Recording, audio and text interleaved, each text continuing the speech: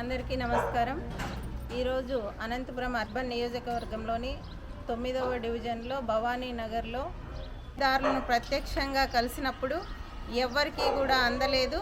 వారికి ఊరికే పునాదులు వేసాము, పట్టాలు ఇచ్చాము అని ఇలా చెప్తున్నారు. కానీ ఏ ఒక్క లబ్ధిదారులు కూడా సంపూర్తిగా చెప్పకుండా ఎంతో బాధపడుతూ ఆవేదనతో ఉన్నారు. ఒక వికలాంగులకు కానీ అమ్మఒడి కానీ ఏవి కూడా సక్రమంగా అందని పరిస్థితి.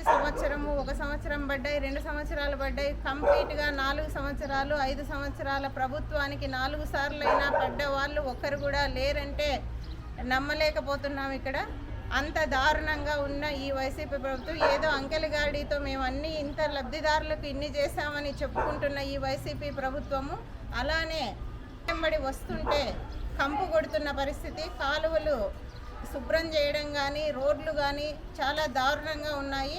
ఇలాంటి పారిశుద్ధ్య వ్యవస్థను బాగుపెట్టాల్సిందే ఖచ్చితంగా. ఎందుకంటే ప్రజల ఆరోగ్యాలతో చెలగాటమాడుతున్నారు ఈ వైసీపీ ప్రభుత్వము. కాబట్టి ప్రతి ఒక్కరూ కూడా ఇవన్నీ ఆలోచించి వైసీపీ ప్రభుత్వానికి 2024లో బుద్ధి చెప్తారు. నాయకులు కూడా మేల్కొని చేసిన పనులు చేయనివి అన్నీ తెలుసుకునే శక్తి ప్రజలకు ఉంది. కాబట్టి ఇప్పుడు మీరు మోసం చేసి అధికారంలోకి రావాలనే ఆలోచన మాత్రం పెట్టుకోవద్దని కూడా ఈ వైసీపీ ప్రభుత్వానికి వైసీపీ నాయకులకు చెప్తున్నాం.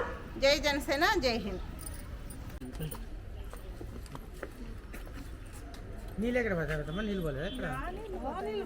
కాలువలు సరిగా తీరు. మాకు వచ్చేది ఎప్పుడోసారి వస్తారు. మాకు కాలువలు ఏంటంటే ఇప్పుడే పట్టించుకోలేదు. వాళ్ళు రోడ్లు ఏమన్నా వేయలేదు.